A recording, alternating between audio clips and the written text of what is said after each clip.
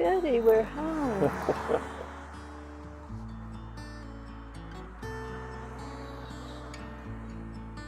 It looks good, doesn't it? Right now, we're going to walk to the house, and we want you to recall stories like, for example, Mr. Thomas has some stories. Tell us about your the house and some of the safety features your dad put in, and some of the issues that you had with these stairs over here. Sure. Well, my dad was in the insurance business, so naturally he was well aware of the things that could happen in a tornado or a windstorm.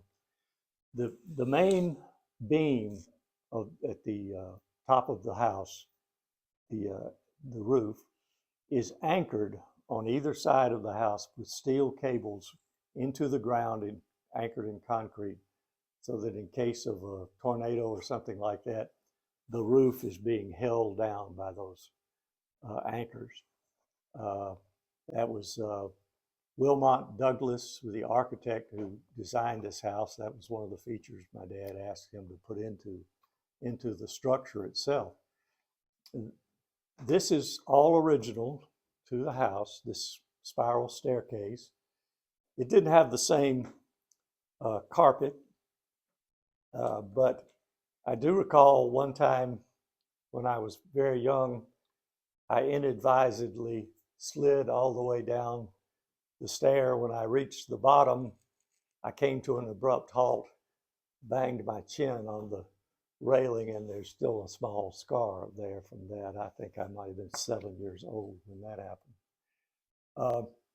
I have a picture here that shows me on this staircase the first Christmas that we occupied the house. And behind that is a picture of my daughter, Anne Marie Hoover Gray, at the same age, sitting at the foot of the staircase. And as you can see, the carpet was a burgundy color instead of the color that it is now. Okay. You remember that one? Tell me the story about your mom. She stood at the top of these stairs and had hennig furs to bring out a bunch of fur coats, but she was not able to go in and look at them. So they brought them out here and scattered them all over this floor. I don't know how many. And she picked out one, looking down from there, and so I thought that was unique when I was looking. Why don't you get that one? Or no, I think I'm gonna have this one. It's entirely likely that the reason she stood up there was that she wasn't satisfied with what she was wearing or her makeup, and didn't want to come down in public to expose that. So she picked her fur out from up above. She also used to put a sheet right there on the floor and throw the laundry from upstairs down into it and then bag it up. And she did the laundry for many years, and then later on, Utopia cleaners would come and pick up the laundry and pick up the cleaning and then bring it back. I've got one more story about coming in this door. When my sister Jane got married, she had it was a big wedding, and a lot of wedding presents were all around the house. And I was carrying in, and I think I was probably about this size, I was carrying in a handful of wedding presents. I don't know what was in them, but I assumed that they were fragile. As I got to the front door, a wasp from up above flew down into the back of my shirt and stung me and began biting me. Now, I walked calmly through this hallway, put the wedding presents down on a large chair that was right there, and then proceeded to scream like a banshee and jump high into the air. He knew that if he broke anything, Jane was going to kill him. My mother ran out and grabbed that shirt, my back of my shirt, and ripped it off of my body. The wasp fell on the ground, and the day was saved. But no wedding present was broken. That's great. It's a painting I did per request of Barbara Randall. So Tell us it's a little an bit about acrylic. it. Tell us a little bit about that one. Well, this one I just I love to do flowers, and so I always like to do real drippy, flowy arrangements. So that's just something I just I actually make up. I look at flowers, but I make up a lot of vases and stuff that they go in. So anyway, I did that one a very long time ago. Now we're going to the living room, and y'all can relate some of the stories that you remember here. Yes, we always had our Christmas tree in that corner. And I remember for years we would cut a cedar tree from the property to put there. And I loved the cedar trees. Then one year we decided to purchase, or my mother and father decided to purchase a fir tree, which is what most people have these days, instead of the cedar. And I think I was about 8 years old, and I remember crying because we didn't have the cedar tree. But the fir tree was beautiful, and it was always in that corner right there. I do recall that we had I think possibly an RCA cabinet radio and record player that was always in this corner. Had the big dial on the front of it, and you dial analog to the station that you wanted. And I can remember my dad sitting here in front of that radio, listening to the news or to some program that he was interested in. We didn't play too many records, but listened to the radio a lot. You told a story before we started recording about how they got the logs to build this house. And tell us, just recount that story just shortly. Okay. When this house was under construction, or before it was under construction, my father knew that he wanted to harvest the timber here for the Sellers sawmill, which was down Tyler Road, to make the 2x4s and everything that would be needed to build the house. But where the house is located, there was no breeze, very hot, too many trees around. So he got the idea of building a breezeway on either side of the house. So they cut lumber in this direction and made a breezeway all the way down to the creek, Camp Creek. Used the lumber from that to manufacture the 2x4s and so forth for the house. Then he cut another one in this direction, and voila, all of a sudden there's a breeze here at the house in the backyard and on this side porch, particularly where we would eat Sunday suppers many times in good weather. We would always eat out on this porch over here. The part beyond that wall, the Randalls built all of that. It's beautiful. They did a terrific job with it, and all of that is a total expansion of the house from the days when I lived here. There was a big table, we still have it down at the archives, a big wooden table. That's where all the documents were signed for the Corporation of Hoover. So this is kind of like the birthplace, I guess you could say, of the official Hoover Ground zero. city. And of course, that's the family up there. I don't know if you got that. That's a really good picture right there. That was taken at an anniversary dinner for my mother and father at the club. My dad was on the original board of directors of the club and was the third president of the club. And it's taken at a table that was called the TV booth at the club because it was thought that that you would put TV cameras there and that people would be interested in just seeing the hoi polloi, dining at the club and dancing on the dance floor. Well, it didn't prove to be too popular for that purpose, so they put a table up there where you could have dinner. We had it reserved. Actually, I think he helped form the club. Oh yes, he was on the original board of directors. Yeah. He had that land picked out for a home office of the insurance company. But in the end, he knew that he probably was going to be moving out here, and the price was a little high. And Bob Smith, who was the impetus for the club, was with U.S. Steel. He showed it to him. They said, this is a great place to build this club where we can come and entertain all the VPs from Pittsburgh that would come down to U.S. Steel. So that's how all that got started. Of course, this is Ed Randall, who bought, he and his wife bought the house after Hoover's had it, and it's just lives nearby.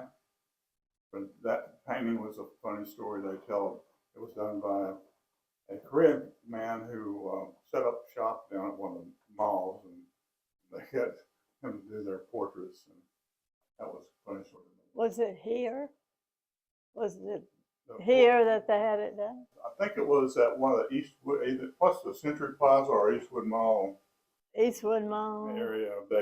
There was a guy set up to do, Well, I'll be painting. darned, huh? I thought it was, Well, And did that's did you the marble I out? picked out.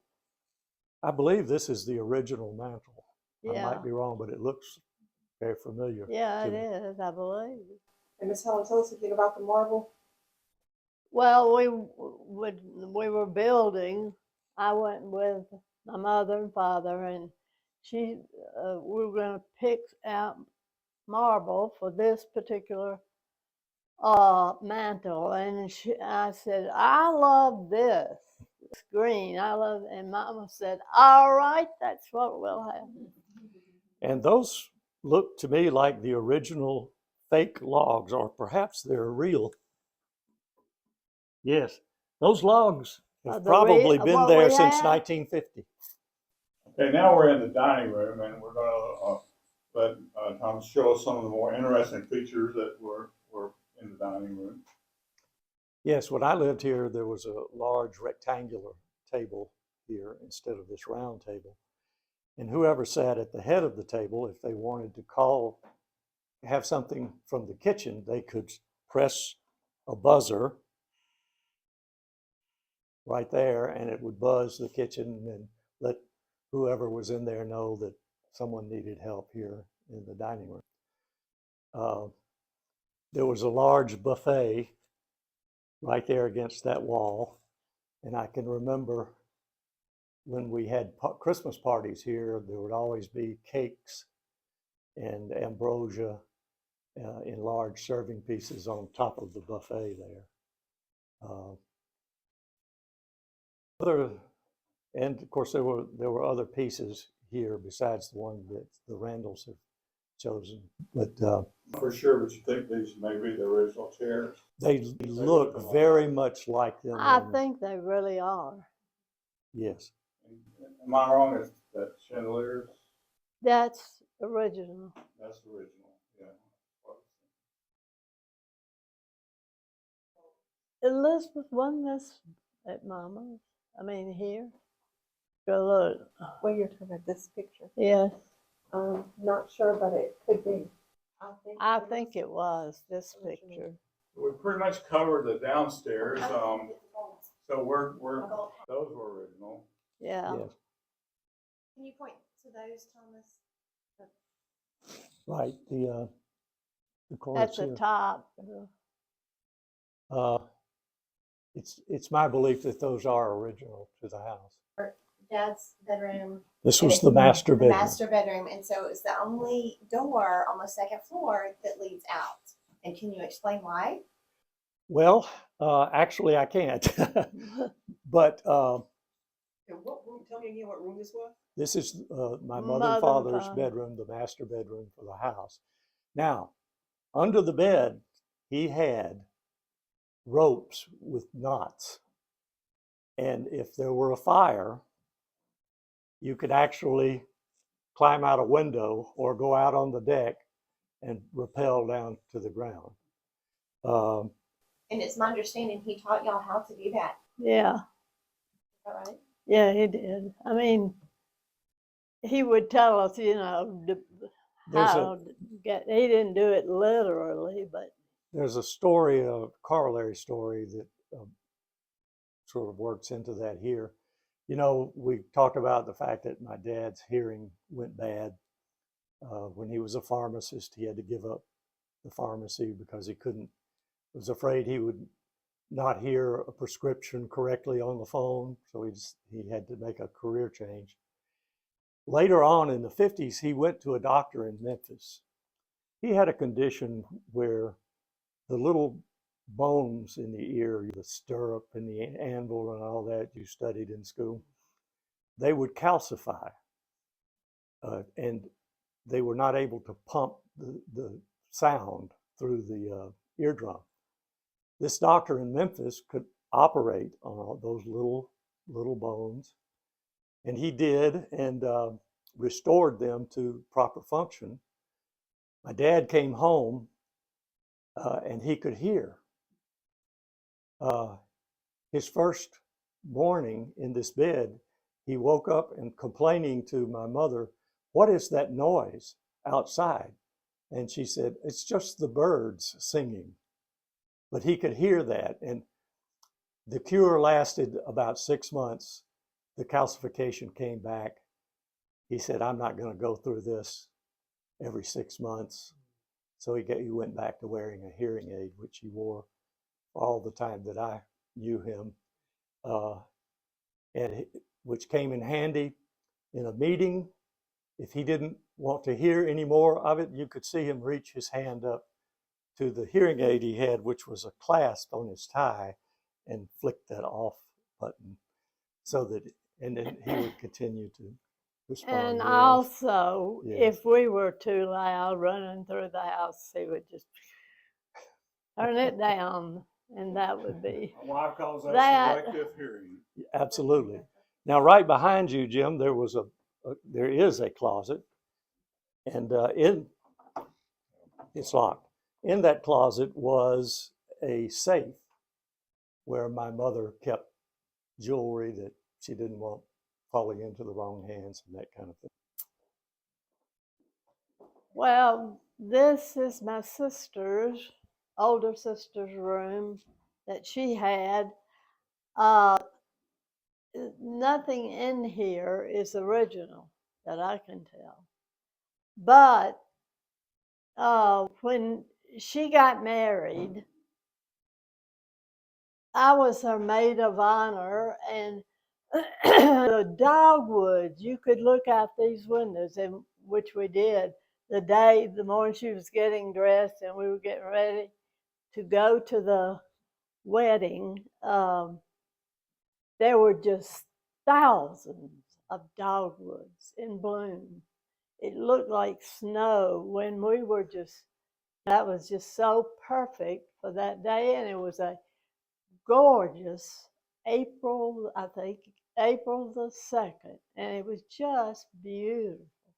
This room had a wallpaper that was big, Roses. cabbage roses, and the four-poster bed was really high, and we all, the grandchildren, wanted to spend the night in this room because it had the high bed and everything. So it was so much fun, but it was a pretty room. Now everything in here is original, except these two things. This is original. We love this tub because it was unusual then. It's unusual now. And so everything's original except this was different. But this all is the original. And it was kind of unusual for then because you didn't have tubs like that. They were usually just This was my bedroom and sometimes Thomas' bedroom. We were sleeping buddies. When my brother moved out to go to military school, then I moved into his bedroom, but up until that time, we had twin beds in here. Well, I think this brings us to Well, the last room of the house. If there are no more stories, we just get together here so she can get our final shot of y'all. Okay. And we thank y'all for coming. Thank you. Thank you for being the videographer. Thank you for everything. Yeah, and thank y'all for sharing all your stories. And hopefully they'll go in some form. And many years from now, people will be looking to see what's going on here.